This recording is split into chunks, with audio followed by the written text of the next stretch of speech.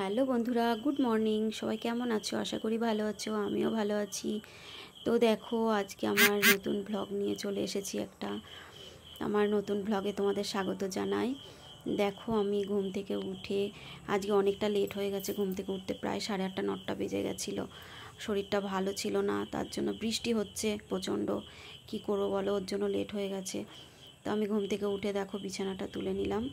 বিছানা তুলে নিয়ে আগের দিনের জামা কাপড় ছিল সব ভিজে, সেগুলো মেলে দিয়েছিলাম। সেইগুলো আবার তুলে আবার ভিজেগুলো ওখানে মেলে দিলাম। তো মেলতে কারেন্টটাও চলে গেছিলো। আবার পরে কারেন্ট আসলো, আবার ঘরটরগুলো ঝাড় দিয়ে নিয়ে ঘর ঝাড় দিচ্ছি। আর এদিকে মানে আমি আগের দিন পড়ে গেছিলাম, কোমরে প্রচণ্ড ব্যথা, নিচু হয়ে ঝাড়টাও দিতে পারছিলাম না। তা খুব কষ্ট করে ঝাড় দিতে হলো ঘরটা। এবার ভাবছি ঘর ঝাড়টা দিয়ে আমি ফ্রেশ হয়ে আগে চাটা খেয়ে নেব। পারছি না, খিদে পেয়ে গেছিলো খুব। দেখো, আমি বালতি মগটা নিয়ে গেছিলাম কলে। তা মেজে টেজে নিয়ে আমি আবার জল নিয়ে এসে ফ্রেশ হয়ে এসে রান্নাঘরে চলে এসেছি চা করতে। তা চা বানিয়ে নিয়ে আমি ভাবছি চাটা খেয়ে নিয়ে তারপরে কাজে হাত দেব। তো আমি ভাবছি আজকে একটু দুধ চা খাবো, অনেক দিন দুধ চা খাওয়া হয়নি। তো তার জন্য আগে একটু গ্যাসের ওষুধ খেয়ে নিলাম। আমার একটু গ্যাসের সমস্যা। তো চাটা খাই, যে আমরা চা বানিয়ে নিয়ে আমি আর ছেলে চা খেয়ে নিলাম। চাটা খেয়ে এবার কাজে হাত দেব। এবার বাসনগুলো দেখো কত বাসন হয়েছে, আজকে তো শনিবার। তো অনেক বাসন হয়েছে। রান্নাঘরটা মুছে নিলাম, দিয়ে বাসনগুলো মেজে এখন আমি বাসন মেজে নিয়ে এবার ঘরে আসবো। এসে ঘরটা মুছতে হবে। দেখো কত বাসন মাজা হয়ে গেল। এবার আমি ঘর মুছে নিচ্ছি। ঘরটাও মুছতে আমার খুব কষ্ট হচ্ছিল। তো কি করব, মুছতে তো হবেই, বর্ষাকাল, বুঝতেই পারছো বন্ধুরা। না মুছলে কেমন একটা লাগে না।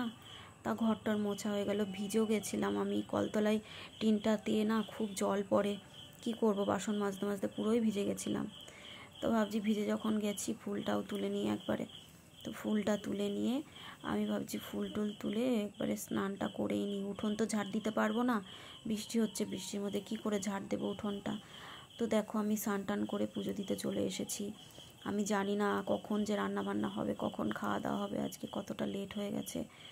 তো মন্ত্র পড়ে পুজো দিতে লেট তো হবেই একটু।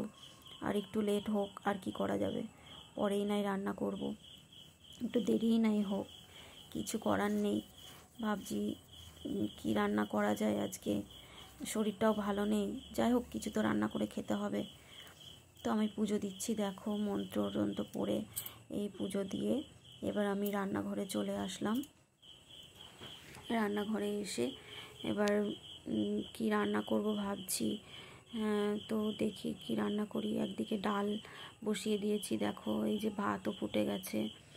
তো আমি ভাবছি যে না, একটু পটল ছিল ঘরে, পটলটা ভাজি।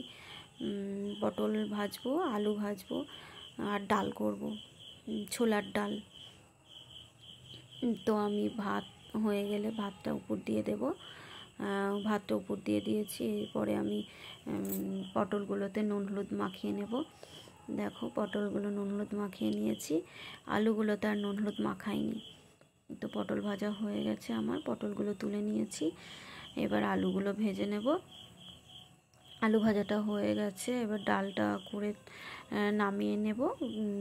তারপরে আমি, ছেলে, আমার ভাসুর তিনজনাই খেয়ে নেব। তারপরে আর কি করব, খেয়ে দিয়ে নিয়ে একটু রেস্ট তো করতেই হবে। তো দেখো বন্ধুরা, আমার রান্নাবান্না কমপ্লিট। এবার খাওয়া দাওয়া করে নিলাম আমরা দুপুরবেলায়। খাওয়া দাওয়া সেরে এবার রেস্ট নিয়ে আমি একটু রেস্ট নিয়ে আবার রাত্রেবেলার জন্য লুচি তরকারি বানালাম। বানিয়ে রাত্রে খাওয়াটা হয়ে গেল। তো বন্ধুরা, আমার ব্লগটি এই পর্যন্তই। যদি আমার ব্লগটি ভালো লেগে থাকে তো লাইক কমেন্ট করে দিও। আর যারা নতুন আমার ভিডিওটি দেখছো, প্লিজ আমার পেজটি ফলো করো।